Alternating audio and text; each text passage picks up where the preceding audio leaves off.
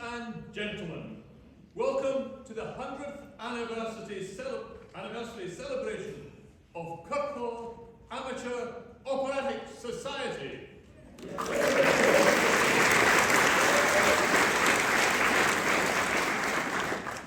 There's chaos all around the world these days, but here in Kirkwall we have the true and original chaos, K-A-O-S.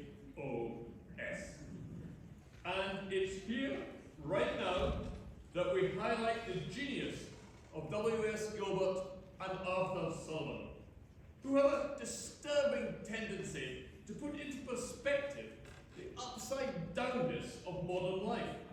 And thus, we find ourselves laughing at ourselves. If Gilbert and Sullivan were to be around today and came to Orkney to gain inspiration for another topsy-turvy storyline, we wonder which local institution would give them most material. Answers on a postcard. Anyway, one thing is quite definite, because we can count. It is that the Kirkwall Amateur Operatic Society has been delighting audiences for a century. Indeed, its very first performance night, the Mikado, was exactly 100 years ago tomorrow.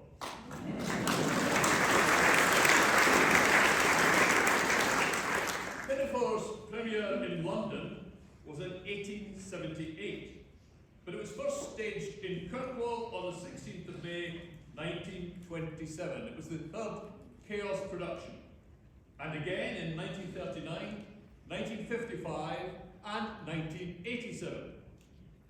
Pinafore, the 1925 vintage, takes us into deep water that must be scuppered, and on to shallow land where pomposity is ridiculed and class differences in society are lampooned.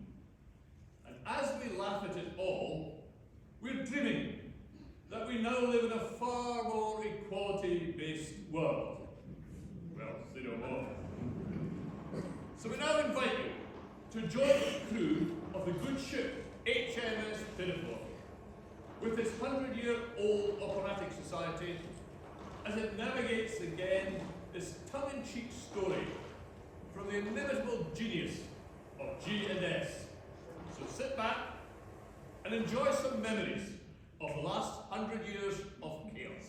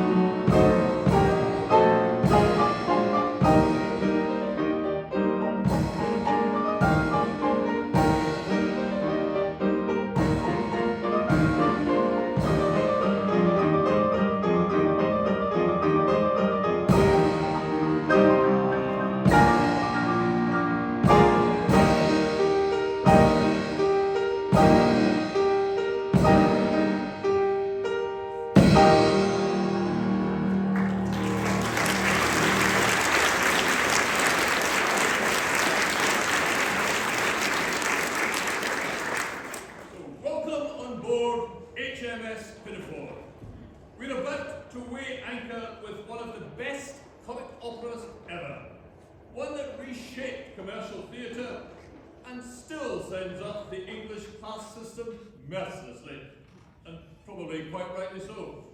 It was a hit in America too, the first GNS work to make that westward journey.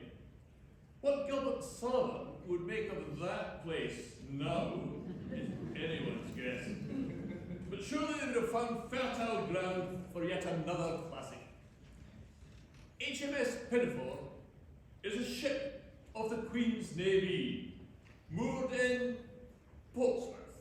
Apologies to Scapa. The action is set on the quarterdeck, where the Navy's finest sailors are gathering.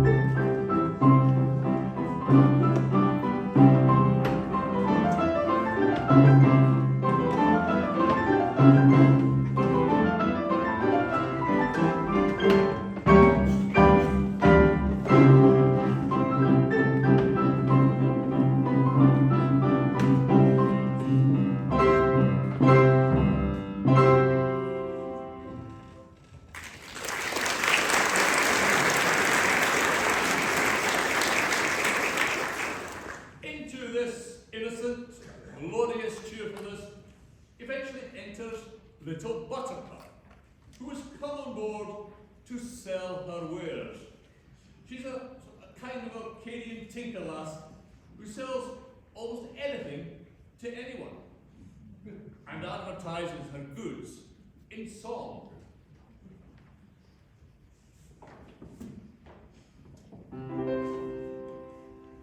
Hail, men of war's men, safeguards of your nation. Here is an end at last to all privation. You've got your pay. Hey! Spare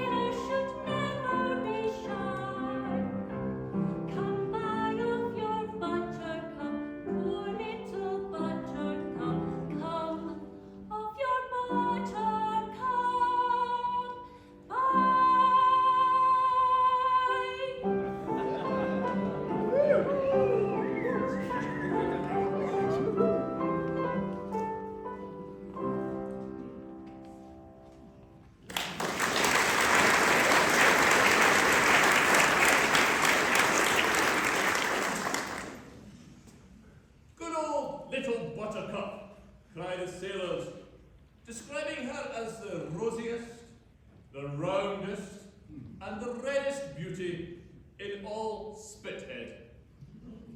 Apparently, Gilbert was once asked, "Have you ever known a man with one eye called Matthew?" "No," said Gilbert. "What's his other eye called?" Whatever, it was perhaps someone like Matthew who inspired Gilbert's character of Dick Deadeye, an attractive and ugly seaman who is jealous of his handsome shipmate, Rafe Rackstraw. And Rafe declares in song that he loves above his station. But tell me, who's the youth whose faltering feet with difficulty bear him on his course? That is the smartest lad in all the fleet, Rafe Rackstraw.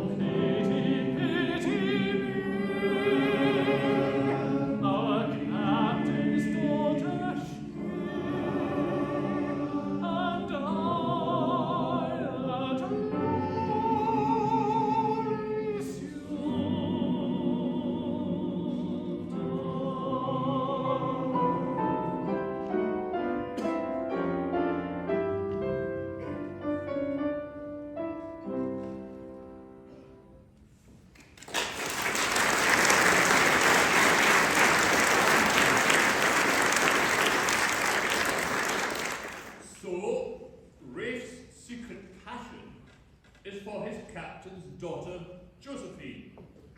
And now we meet the captain himself, a model and single naval officer. Polite to his men, he is never seasick, and he never ever swears or utters a big, big D.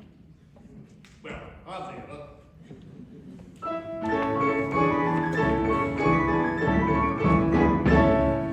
My gallant crew, good morning. Sir, good morning. I hope you are quite well. Quite well. And you, sir? I am in reasonable health, and happy to greet you all once more. You do us proud, sir.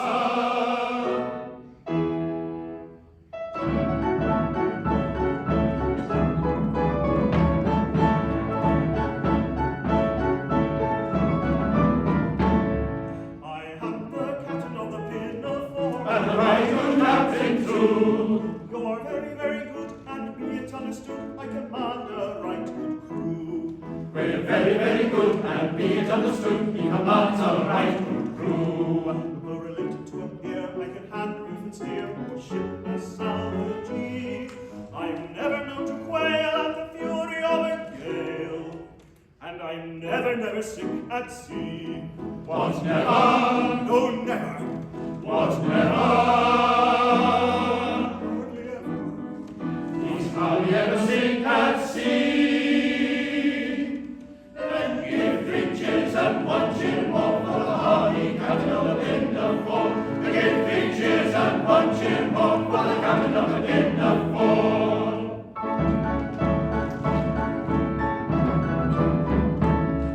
I do my best to satisfy you all. And with you we're quite content. You're exceedingly polite, and I think it's only right to return the compliment. We're exceedingly polite, and he thinks it's only right to return the compliment. Bad language and abuse I never, never use, whatever the emergency. Though bother it I may occasionally say, I never swear a big, big D. Was never, No, never, was never.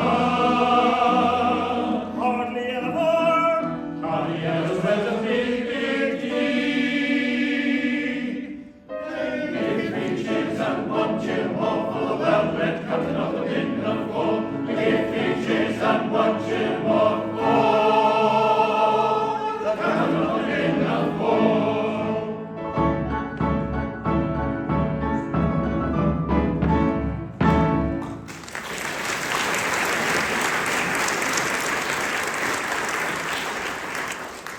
His crew and Buttercup are therefore naturally appreciative of Captain Corcoran's character. But under the surface, he is not happy. Because his daughter Josephine, being wooed by none other than Sir Joseph Porter, First Lord of the Admiralty, is oddly resistant. And the reason why? She's given her heart to Rafe, which gives the operetta its alternative name, The Lass That Loved a Sailor. More Gilbertian topsy-turviness. Sir, you are sad. The silent eloquence of yonder tear that trembles on your eyelash proclaims a sorrow far more deep than common. Confide in me. Fear not, I am a mother.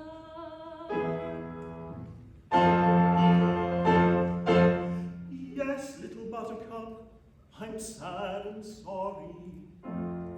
My daughter, Josephine, the fairest flower that ever blossomed on ancestral timber, is sought in marriage by Sir Joseph Porter, our Admiralty's first lord. But for some reason, she does not seem to tackle kindly to it. Oh, poor Sir Joseph.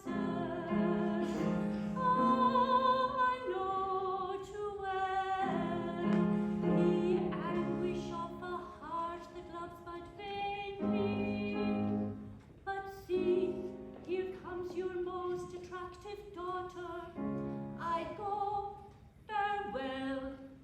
A plump and pleasing person.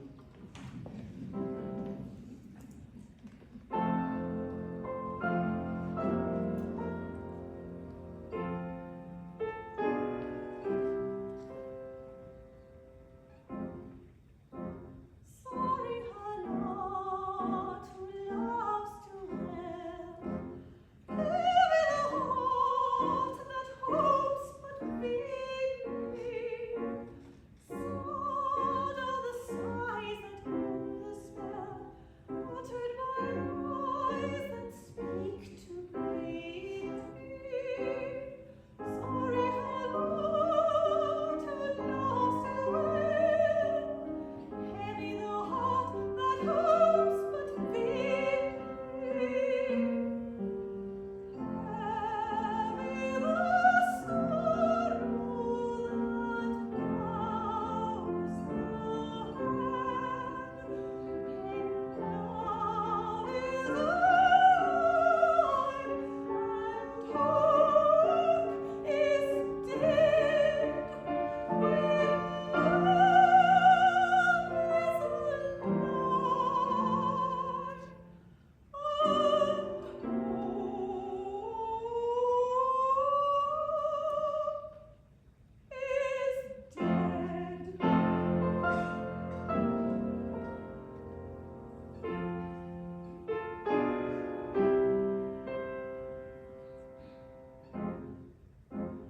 Sad is the hour when sets the sun.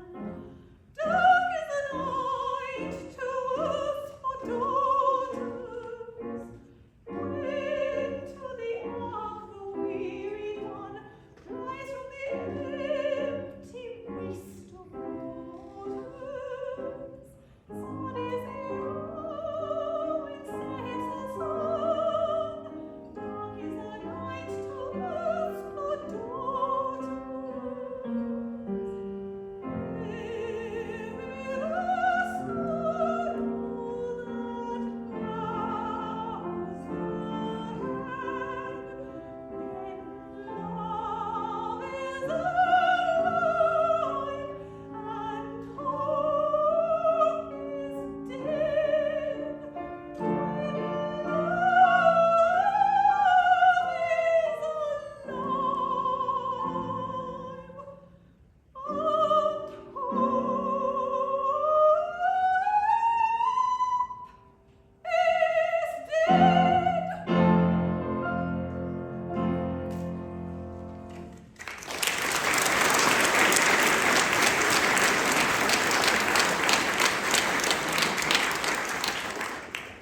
Josephine now hears bittersweet words from her father. I attach but little value to rank or wealth, but the line must be drawn somewhere. The conversation is interrupted by the appearance of Sir Joseph Porter, KCB, coming on board. Sir Joseph Porter is Gilbert's send-up of the real boss of the Admiralty at the time, one W.H. Smith. Yes, he of airports, train stations and motorway service stations, and for a short time yet of the high streets of Britain. He has risen to the most exalted position, despite never having gone to sea, remaining ashore, presumably stationary. He has come specifically to propose to Josephine and is accompanied by a host of female relatives, headed by his cousin, Hebe.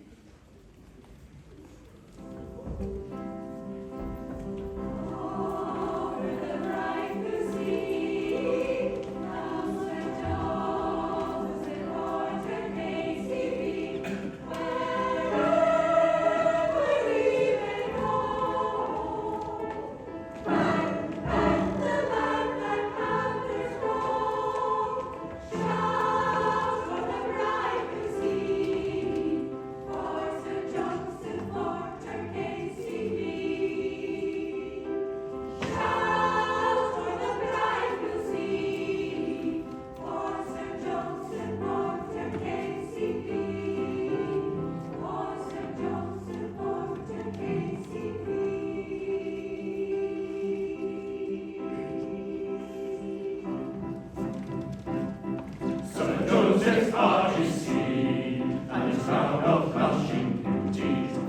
ho, we'll find us need, and attentive to our duty.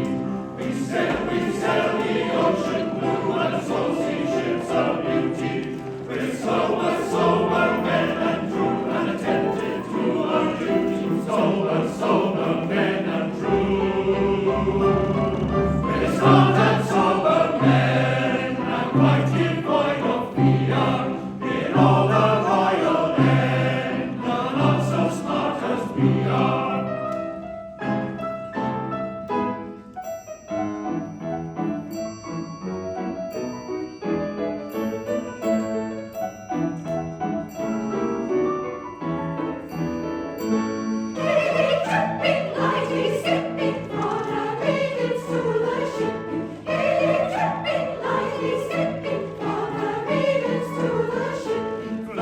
Guns and pennants dimming, all the ladies love the shimming. Sailors righty, always righty, welcome ladies so politely.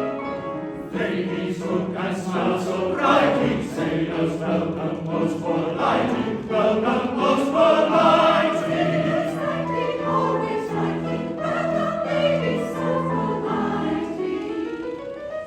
His captain's over there, and white devoid of cheer. In all the royal air, none not so smart as she are. Ladies look and smile so brightly, sailors welcome most politely.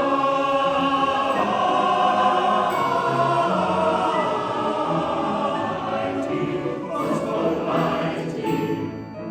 Gaining, tripping, lighting, skipping, sailors always love the ladies most politely.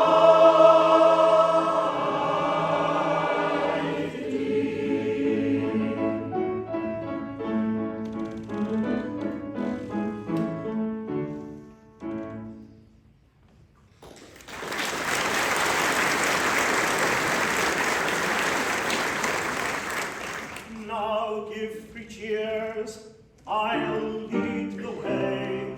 Hurrah, hurrah, hooray! Hooray! Hooray!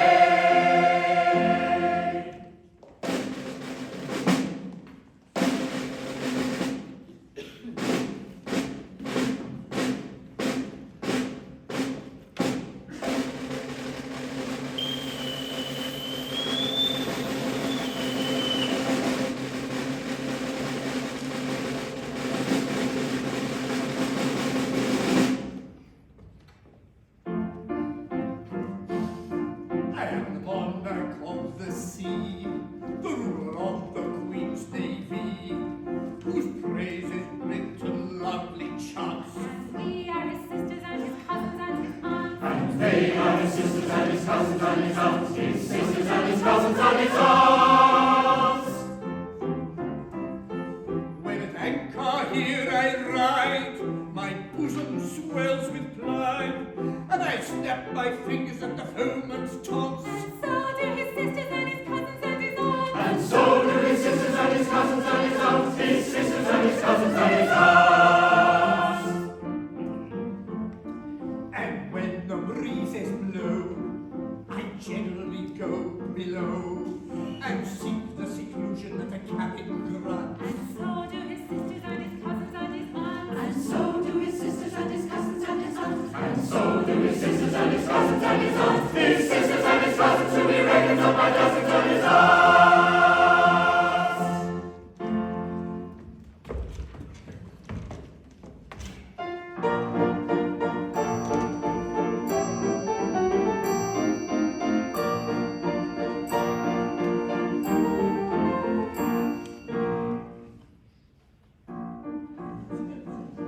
When I was a lad, I served a term as office boy to an attorney's firm. I cleaned the windows and I swept the floor, and I polished up the handle on the big front door. He polished up the handle on the big front door. I polished up the handle so carefully that now I am the ruler of the Queen's Navy. He polished up the handle so carefully that now he is the ruler of the Queen's Navy. As office boy, I made such a mark that they gave me the a junior clerk. I served the writs with a smile so bland, and I copied all the letters in a big brown hand. He copied all the letters in a big brown hand. I copied all the letters in a hand so free that now I am the ruler of the Queen's Navy. He copied all the letters in a hand so free that now he is the ruler of the Queen's Navy. In serving the writs I made such a name that an article clerk I soon became. I wore clean collars and a brand new suit for the pass examination at the Institute. For the pass examination at the Institute. The pass examination did so well for me that now I am the ruler of the Queen's Navy. That pass examination did so well for me that now he is the ruler of the Queen's Navy.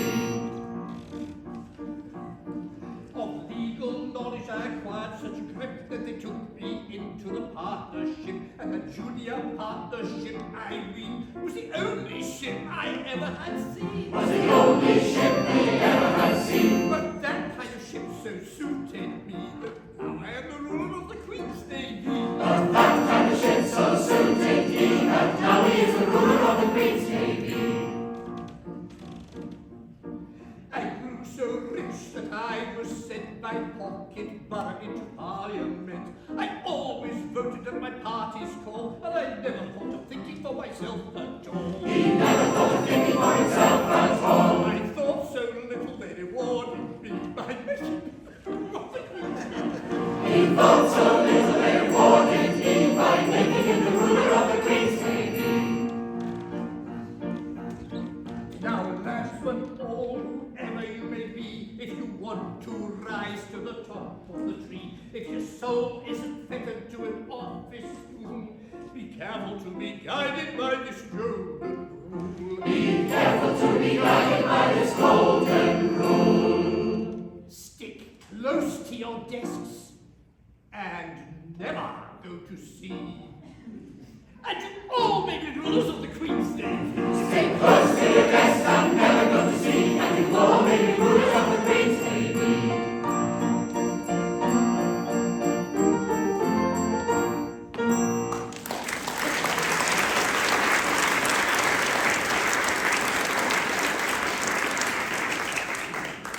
Did I really hear Sir Joseph say he always voted at his party's call and never thought of thinking for himself at all? Heaven forbid.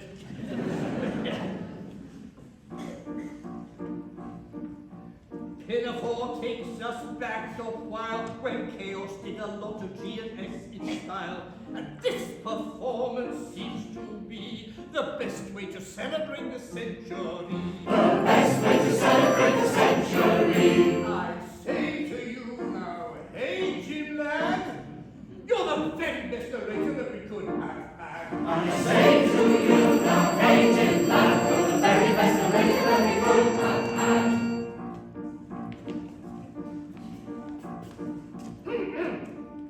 Orcadians all, whoever you may be, if you want to run things more successfully, if you think that the council are a useless lot, and you know you do better than the ones we've got, And you know you do better than the ones we've got. get your face on a poster saying, vote for me. And you all could be leaders of the OIC. Get your face on the poster saying, vote for me, and you all will be leaders of the OIC.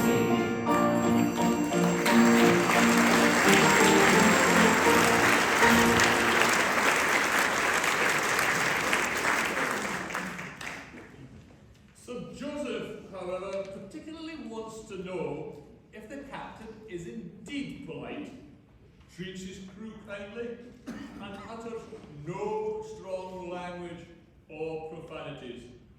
Even the word please is demanded. For I hold that on the seas, the expression, if you please, a particularly gentlemanly tone implies. So do his sisters and his cousins and his aunts. And so do his sisters and his cousins and his aunts. His sisters and his cousins will be ready for my cousins and his aunts.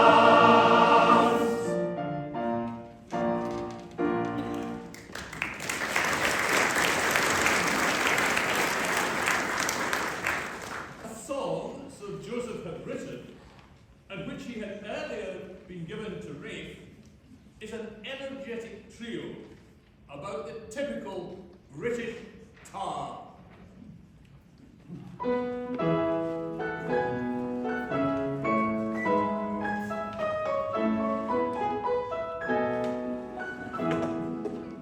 A British tar is a sporting soul, as free as a mountain bird.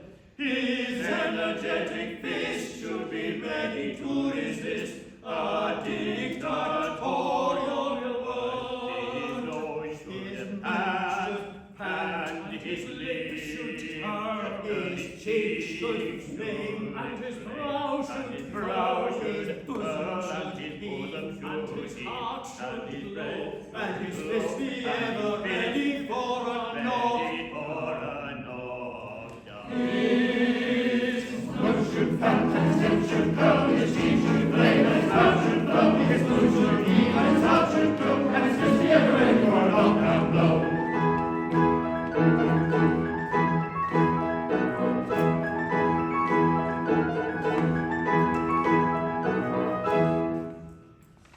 His eyes should flash with an inborn fire, his brow with scorn be wrung. He never should bow down to the domineering frown, or the tang of a tyrant's tongue. His foot should stand, his throat should growl, his hair should twirl, and his face should scowl, his eyes should flash, and his breast grow full, and this should be his customary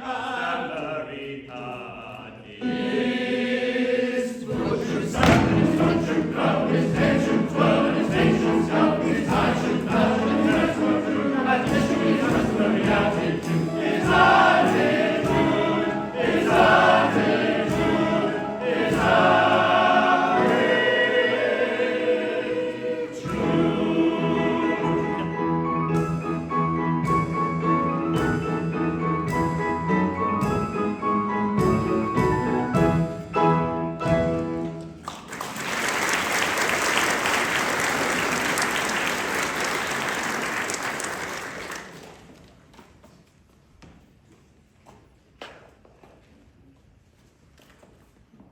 Sadly, there now appears to be a standoff between Rafe and Josephine.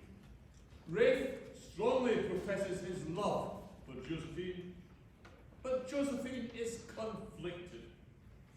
In her heart of hearts, she loves Rafe, but recognizes that she cannot express her love for him because of the difference in their social standing. Rafe is distraught and says, "You drive me to despair, and in death alone I shall look for consolation." But Josephine is not forturning. "Your proffered love," she says, "I haughtily reject. Go, sir, and learn to cast your eyes on some village maiden in your own poor rank."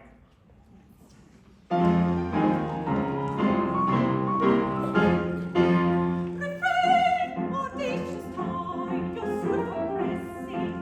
Remember what you are, and whom addressing.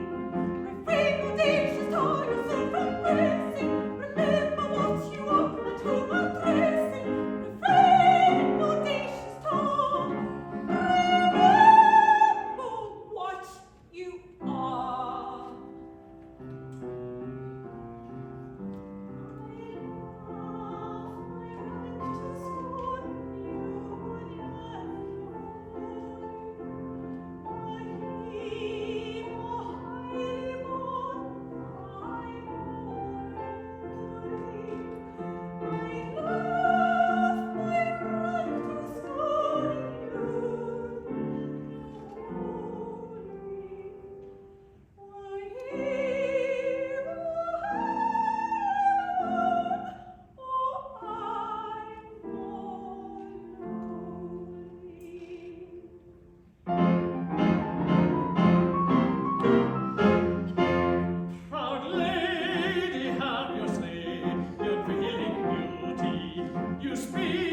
and I obey. It is my duty.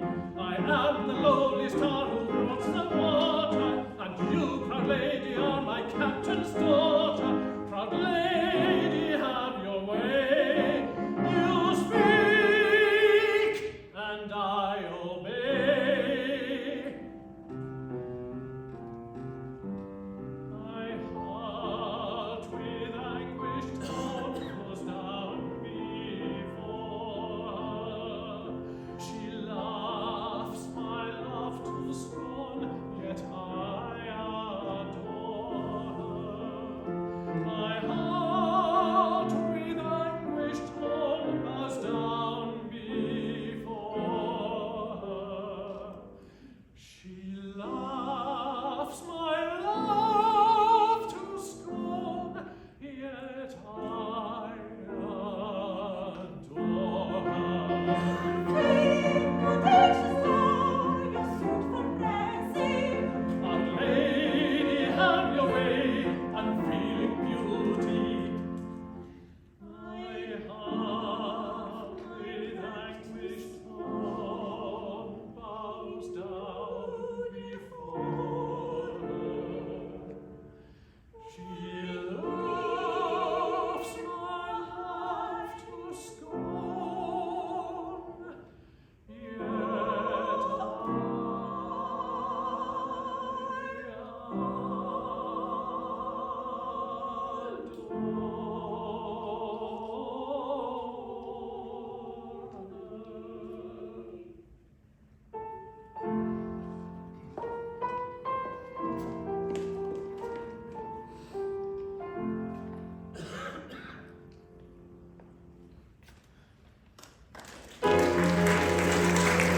I survive this overbearing, or live a life of mad despairing?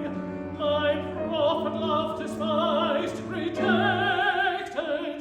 No, no, it's not to be expected.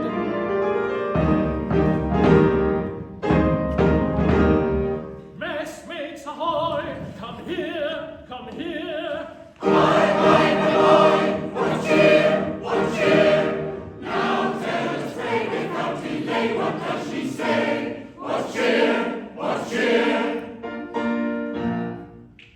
The maiden treats my suit with scorn, rejects my humble gift, milady. She says I am ignobly born, and cuts my hopes adrift, milady.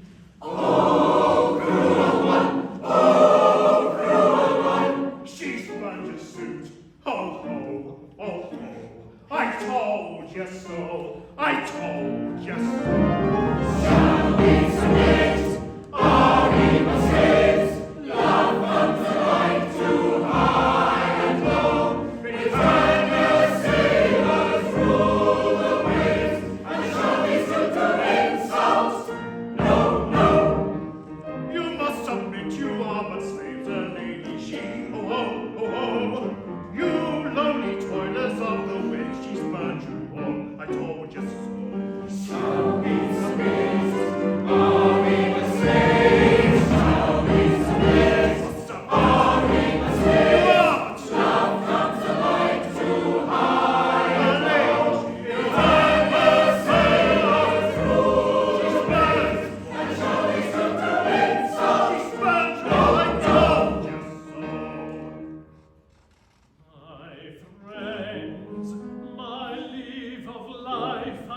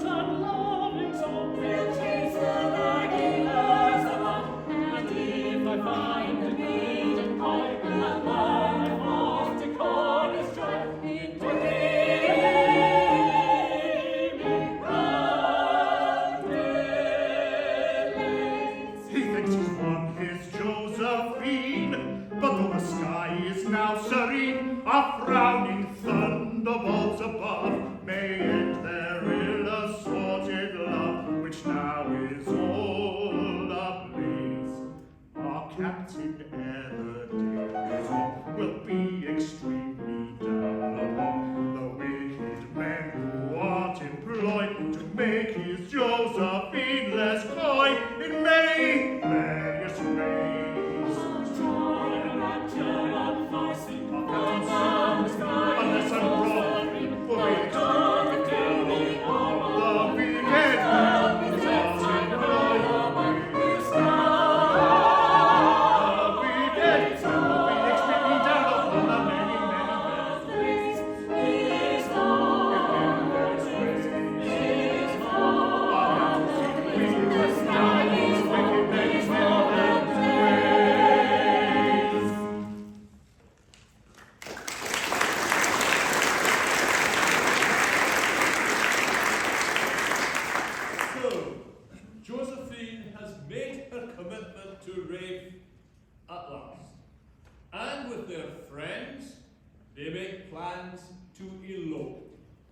a risky business, especially with Deadeye making mischief.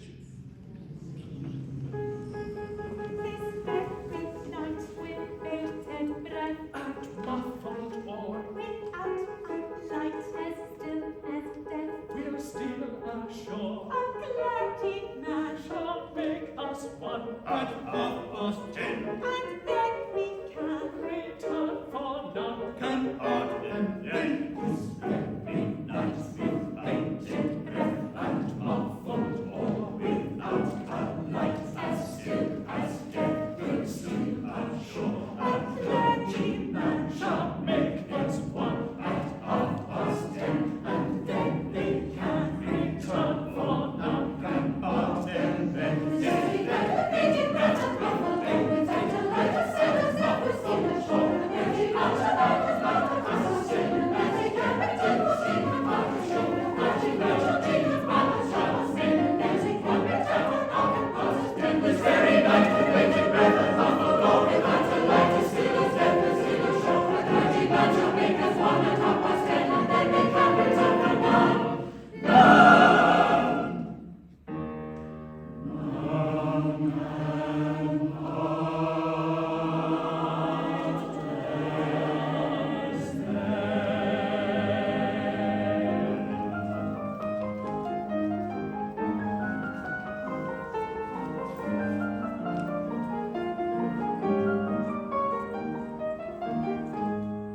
forbear, nor carry out the scheme you've planned. She is a lady, you a foremast hand.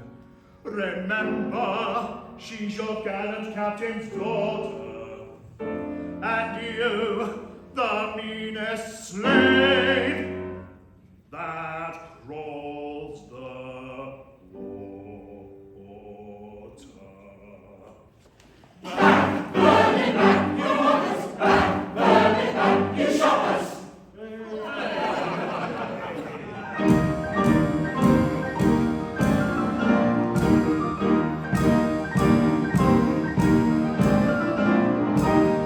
Let's give the cheers for the sailors' pride who cast the ball and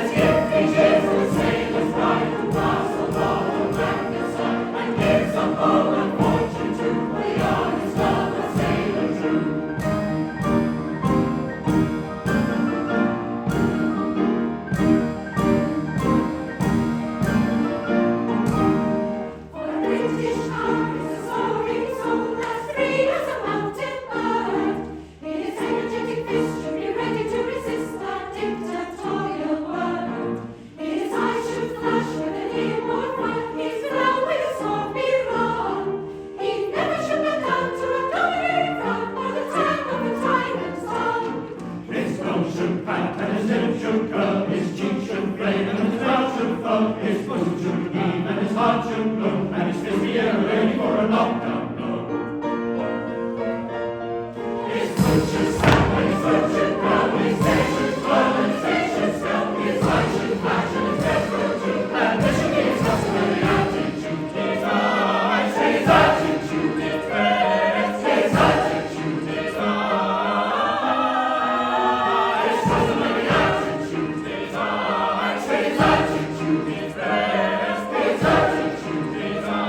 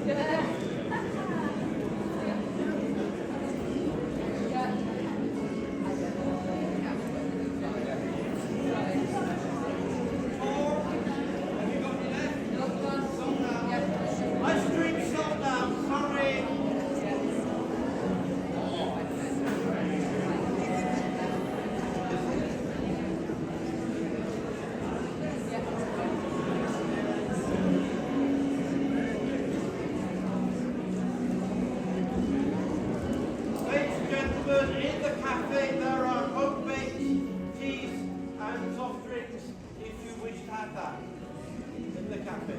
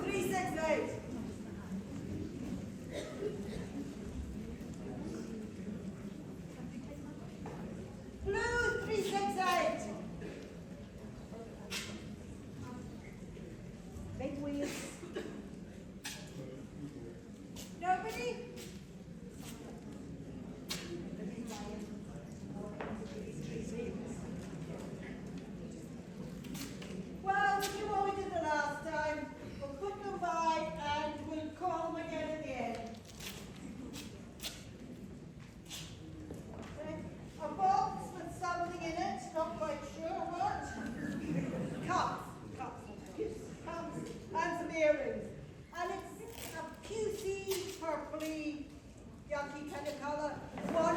14. Pews 14.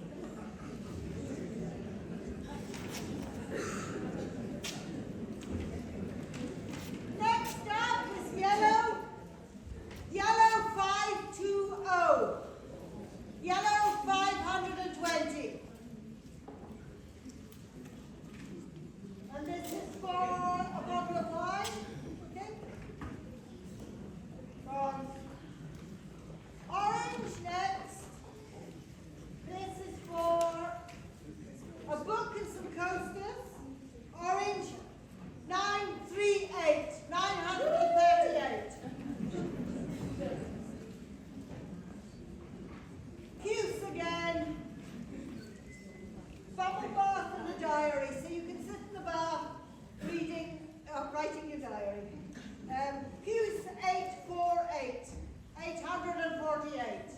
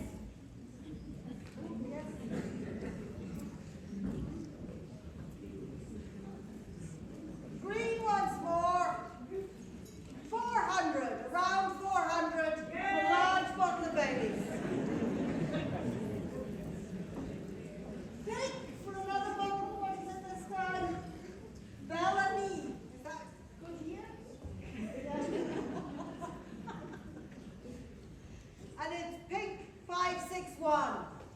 561.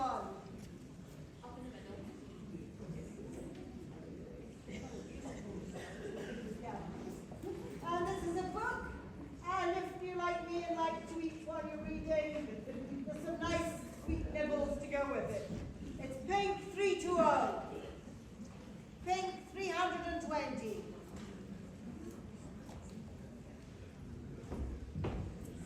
Blue once more. This is a bottle of Echo Falls Rosé wine. And it's blue 336. 336.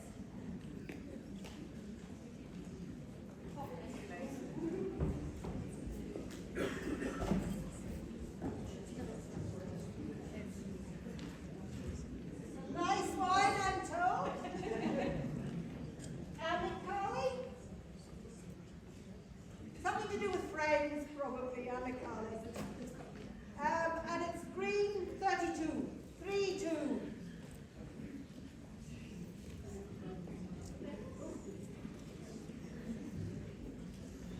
Hughes again. Now,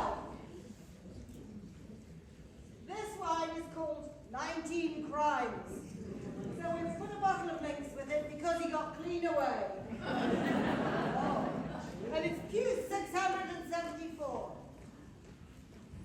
Yeah. Yeah, sit in the bath and drink your wine.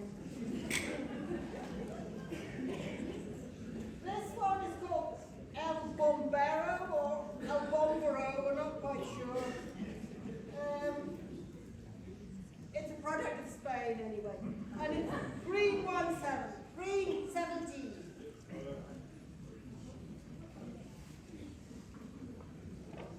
Orange 682 for a bottle of Malbec.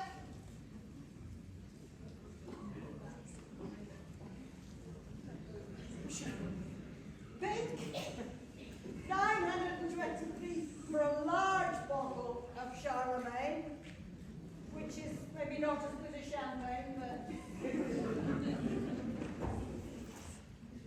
anybody? Pink 923. 923. This is two Dark Island Reserves and a glass, and it's orange 687.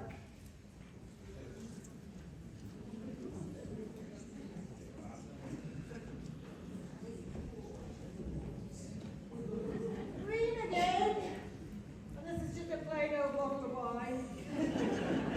And it's green 179. Green 179.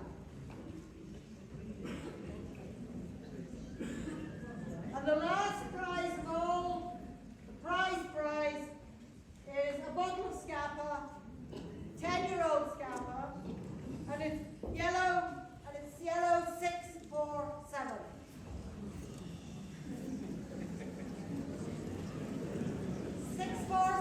For a bottle of Scapa.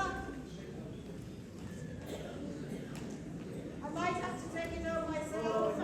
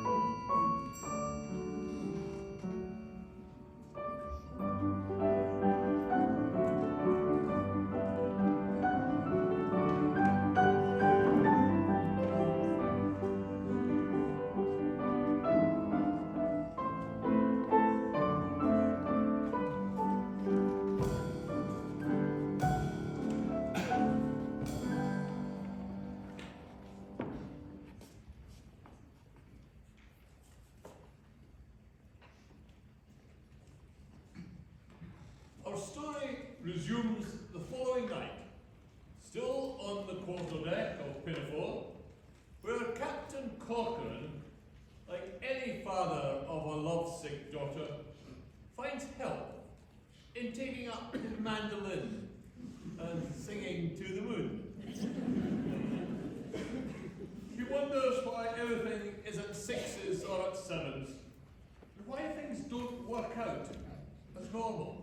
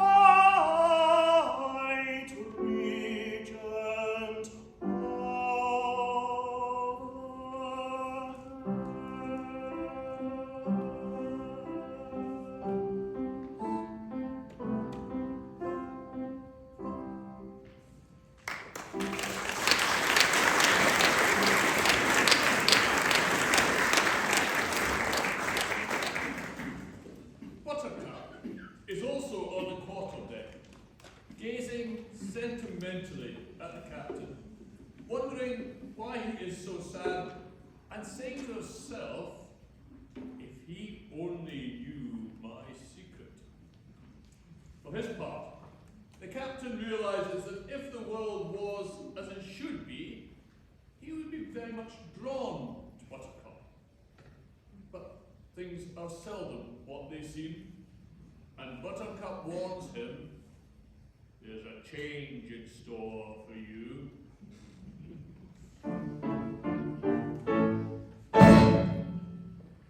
Things are seldom what they seem. Skim milk masquerades as cream. Highlows pass as patent leathers. Jackdaws strutting peacock feathers. Very true, so they do. Black sheep dwell in every fold. All that glitters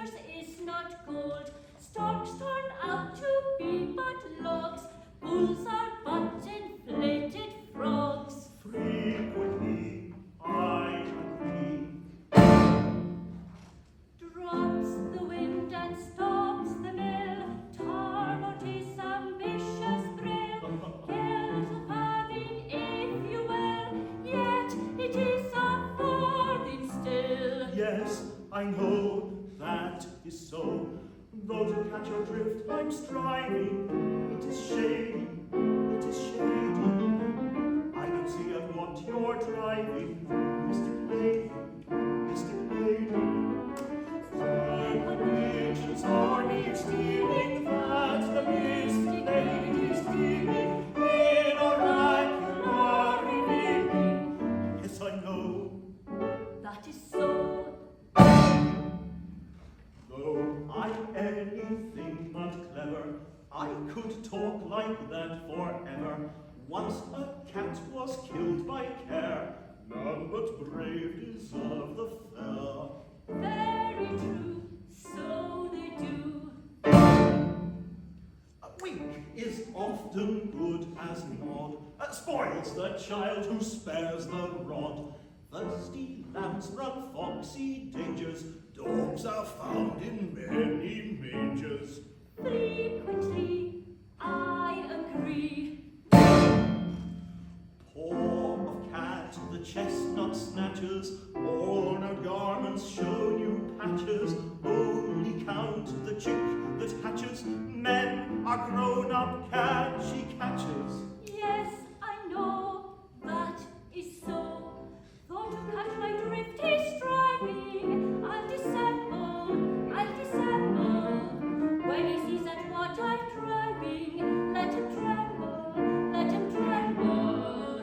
Oh, a mystic tone I borrow, I shall learn the truth with sorrow, here today and gone tomorrow.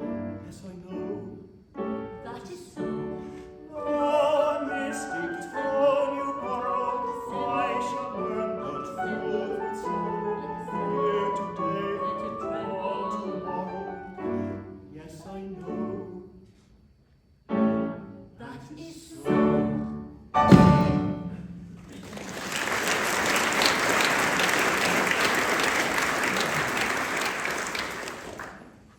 So with Buttercup melodramatically out of the way, Sir Joseph enters. As usual, far more interested in land-based matters than things of the briny. He's very disappointed that Josephine has shown so little interest in teaming up with him, a noble cabinet minister after all. The captain suggests there's a class difference between them that deters her union with highbrow Sir Joseph, who therefore agrees to explain to Josephine that love levels all ranks, and that class differences are irrelevant when he decides so. The two men eavesdrop while Josephine ponders her unenviable dilemma.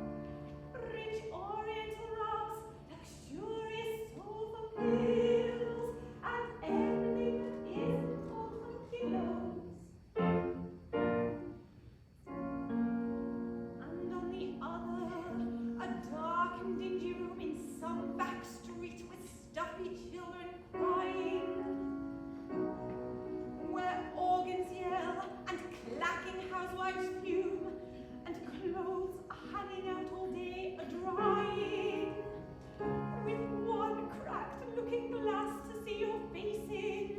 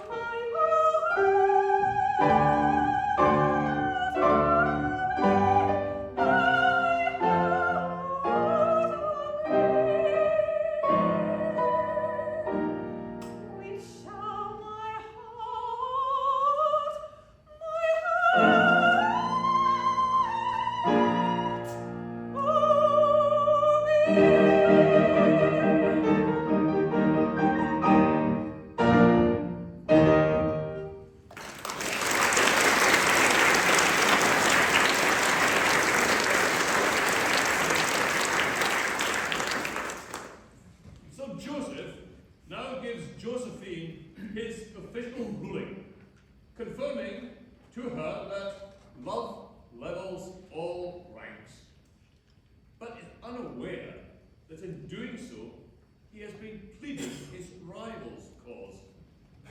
Josephine ecstatically rejoices for he's enabled her to make her preferred choice.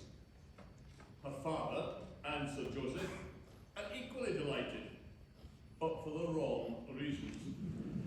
And so the trio sing one of the most well-known songs of the whole show, Joyful, because each of them thinks that their preferred love match will be fulfilled.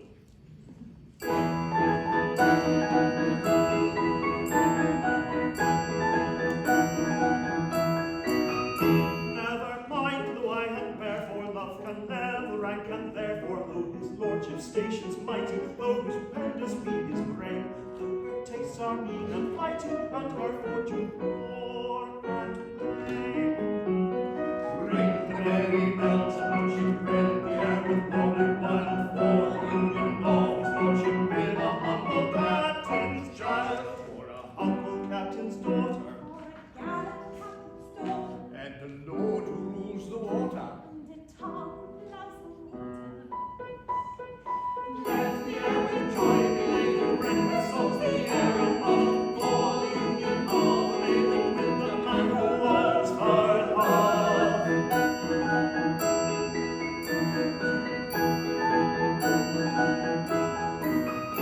Never mind why and wherefore, love can never rank, and therefore, though your nautical relation in my set would never pass, though you occupy a station in the lower middle class. Ring the merry bells, and she rent the air with golden wine, for the union of his lordship with a humble captain's child. or a humble captain's daughter, Or a gallant captain's daughter, And a lord who rules the water. and a tongue loves the water. Let the air with joy be laden, ring with songs the air above, for the union of a maiden with the man who was her love.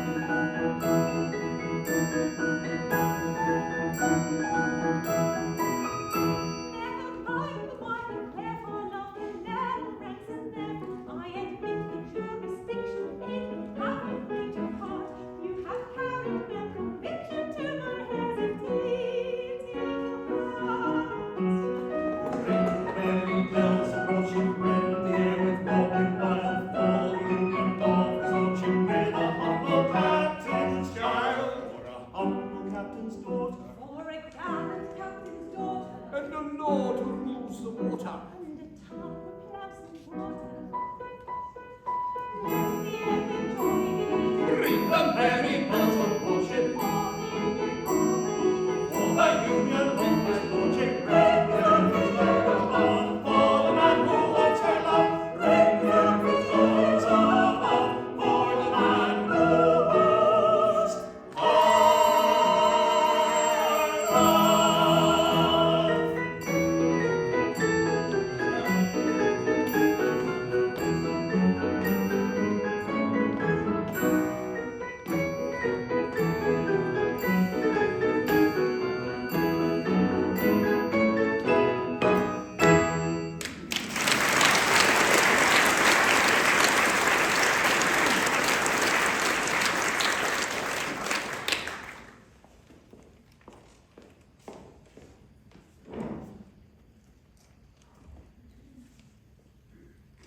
The captain is just so delighted, but Dick Deadeye warns him of the planned elopement by Josephine and Rafe. kind captain, I've important information. Sing hey, the kind commander that you are, about a certain intimate relation. Sing hey, the merry maiden and the tar. The merry, merry, merry, merry maiden, the merry, merry maiden, the maiden and the tar.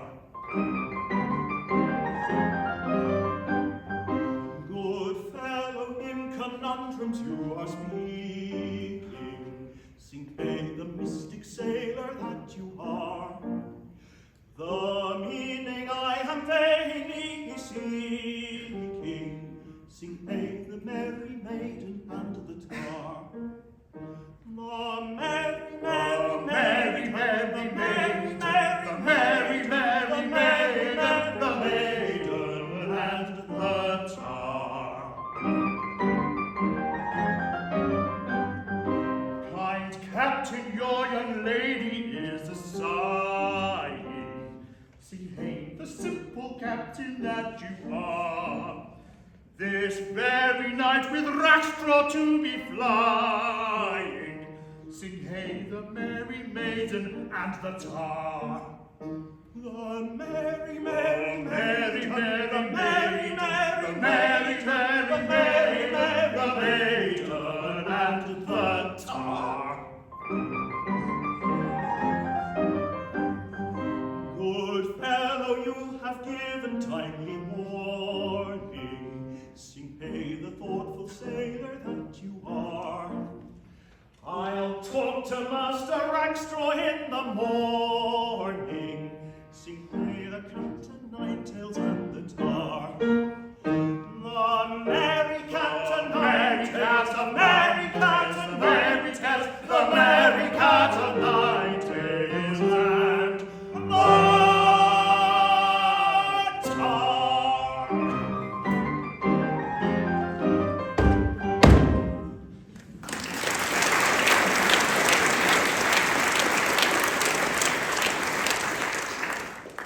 Knowing nothing of Dick's spilling of the beans, Rafe and Josephine attempted elopement with the help of the crew. But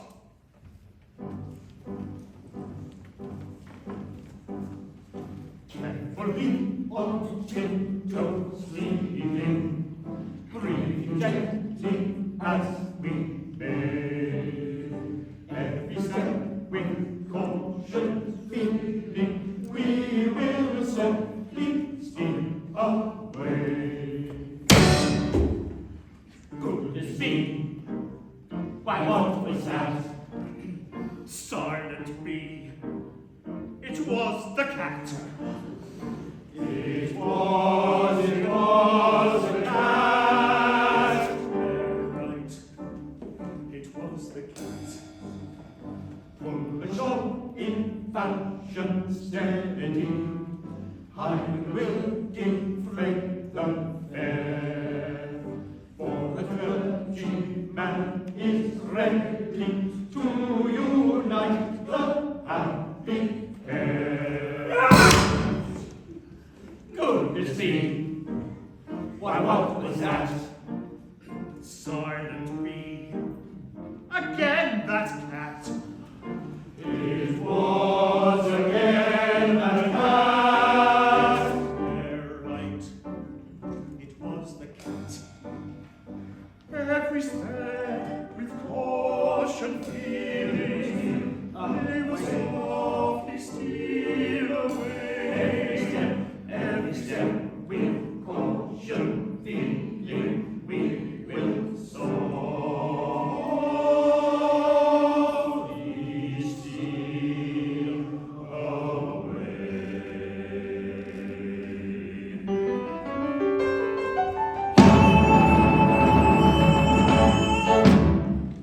Pretty daughter of mine, I insist upon knowing where you may be going with these songs of the bride. For my excellent crew, the folks they could company, are scarcely fit company, my daughter for you. Now how can I do? The folks we give company are scarcely fit company for a lady like you. Proud officer, that haughty lip and curl, vain man, suppress that supercilious sneer, for I have dared to love your matchless girl, a fact will not to all my messmates hear. Oh, horror! I humble poor leaders in the broad division, but of epauletted tone, the mark of quarter-deck division,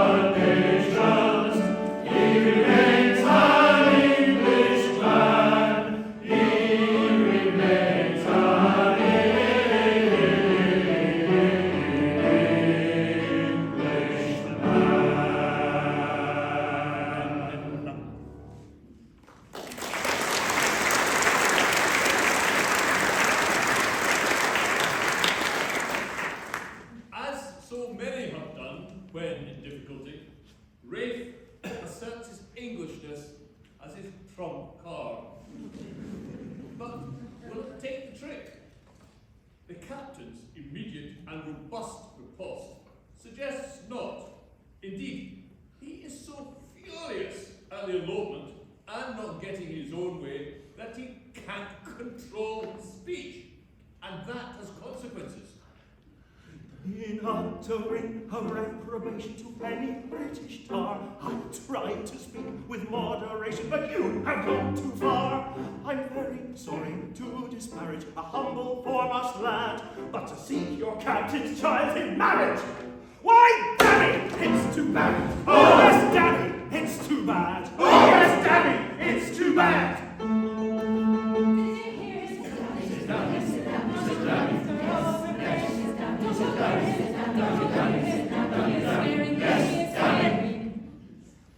My pain and my distress, I find it is not easy to express. My amazement, my surprise, you may judge from the expression of my eyes. My lord, one word, the facts are not before you. The word was injudicious, I'll allow. But hear my explanation, I implore you, and you will be indignant too, I vow. I shall hear of no defense. Attempt none if you're sensible. That word of evil sense is wholly indefensible. Go, ribald, get you hence to your cabin with celerity. This is the consequence of ill-advised asperity. This is the consequence of ill-advised asperity. For I teach you all ere long to refrain from language strong. For I haven't any time for any ill-bred talk. No more have his sisters nor his cousins nor his aunts. No more have his sisters nor his cousins nor his aunts. No more have his sisters nor his cousins nor his aunts. His sisters nor his cousins to be reckoned on my cousins nor his aunts. For he is an Englishman. For he himself has said it, and his race be to his credit, that he is an Englishman, that he is an Englishman.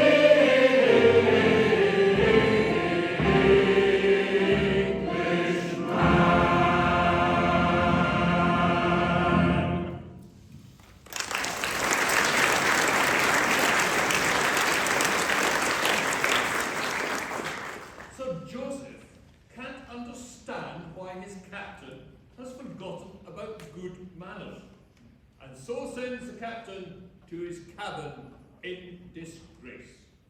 He then asks Rafe for an explanation. Referring to the Sea Lord's own law of equality, Rafe explains how Love burns as brightly on the forecastle as it does on the quarterdeck.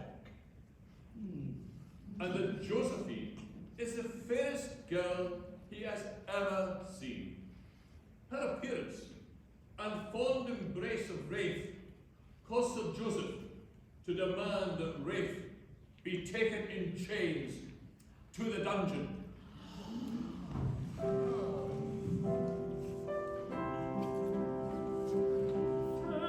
Farewell, my own, the light of my life, farewell. For crime unknown, I go to a dungeon cell.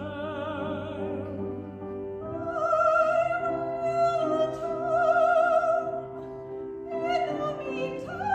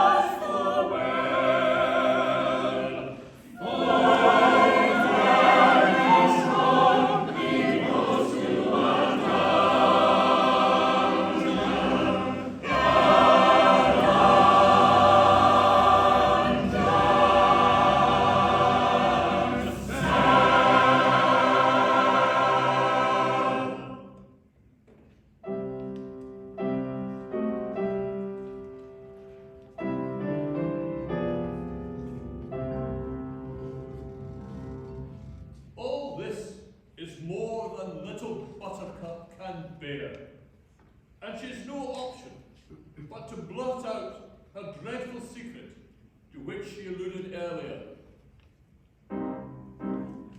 My pain and my distress, again it is not easy to express.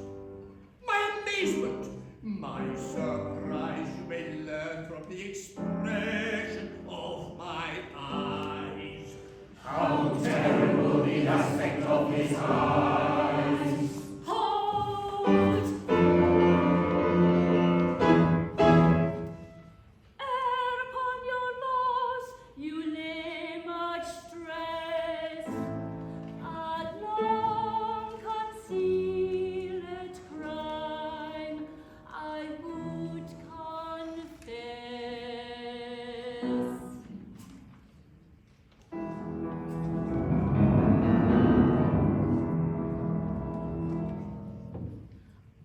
Many years ago, when I was young and charming, as some of you may know, I practiced baby farming. Now this is most alarming. When she was young and charming, she practiced baby farming.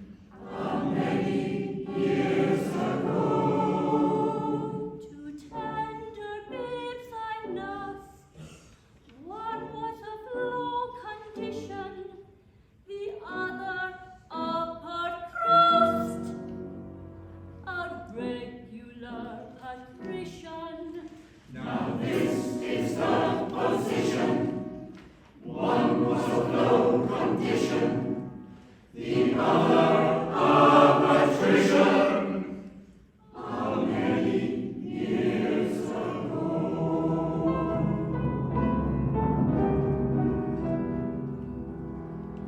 Oh, bitter is my cup. However could I do it? I mixed those children up, and not a creature knew it. However could you do it? Someday, no doubt, you'll rue it. Although no creature knew it, so many years ago. In time each little wave forsook its foster mother. The well-born babe was raped. Your captain was the other. The foster mother, the one was Rafe, our brother. Our captain was the other. How many years ago?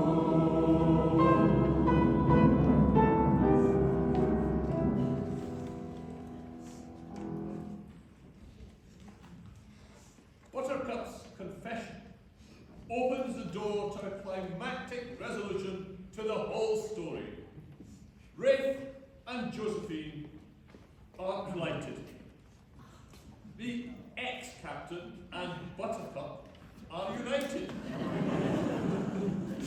And so Joseph links with his cousin Hebe, which is just what she wanted. And so the tumultuous events on board HMS Pinafore ends with chaos sailing joyfully and confidently into the next 100 years. Cue the finale.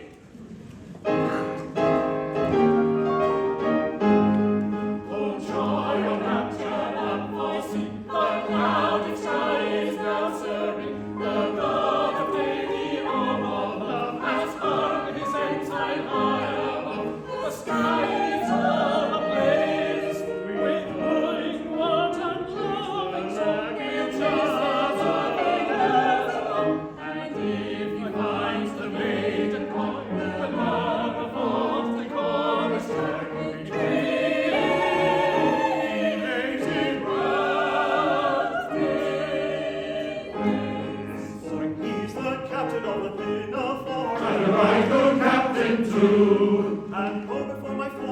captain of you all, I'm a member of the crew. And though before his fall he was captain of the soul, he's a member of the crew. I shall marry with a wife in my humble rank of life, and you my own are she. I may wander to and fro, but wherever I may go, I'll never be untrue to thee. What never? Oh, never. What never? Hardly ever.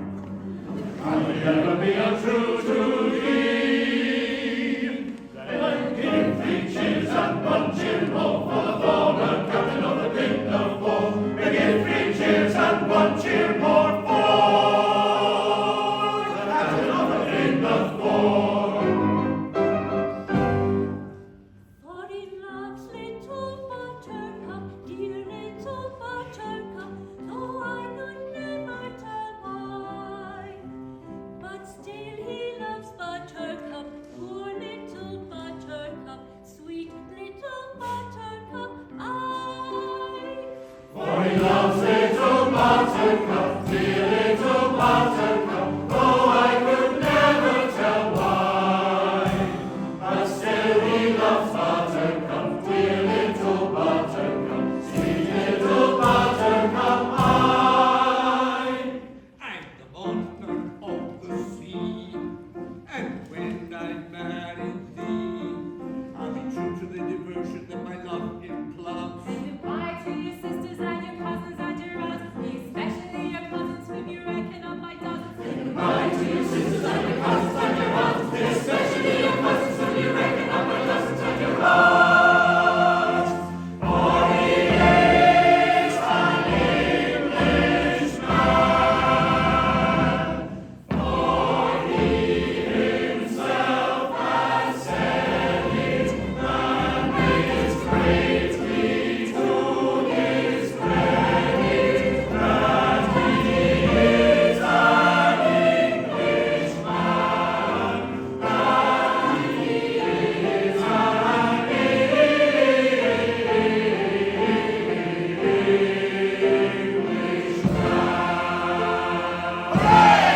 Hooray! Hooray! Hooray!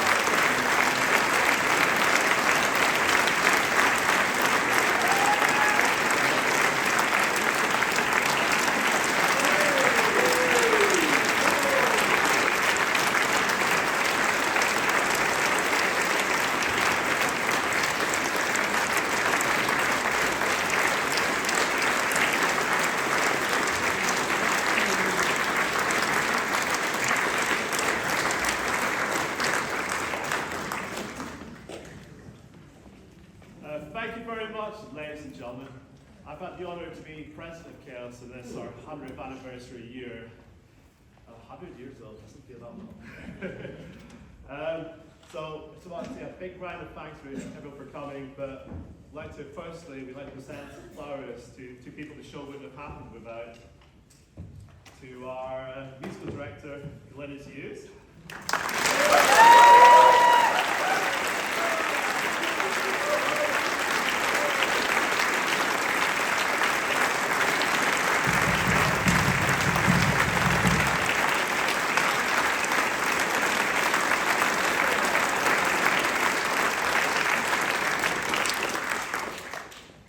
And our fantastic director, Penny Evans.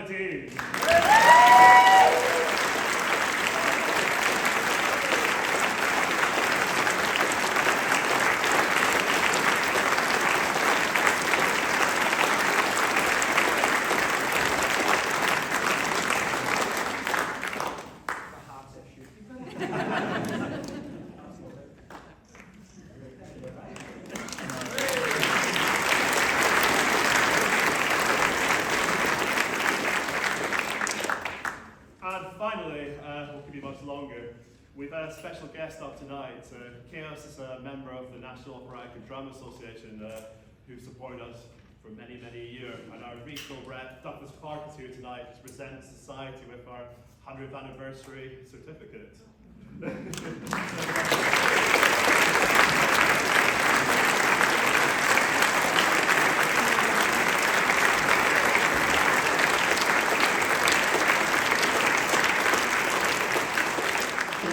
It's not about me, because the last 100 years I've only been on power for a couple of months. But I'm very lucky to be joined on this stage tonight. We've got a member of the chorus, we've got several ex-presidents. I'd like to invite them to come forward to accept the certificate on behalf of the society.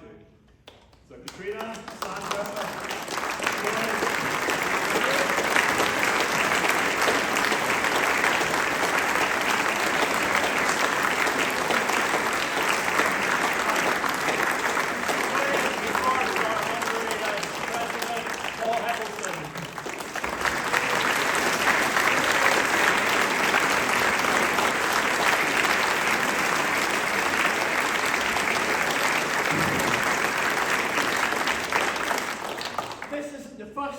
I've been on stage with this company. In 2011, I think it was, I joined them on the last night of summer holiday to present a 50-year-long service award to Joyce Howard. So it's a great pleasure to present the NODA 100-year certificate on behalf of the company. And if you don't mind, I'll present it to Joyce.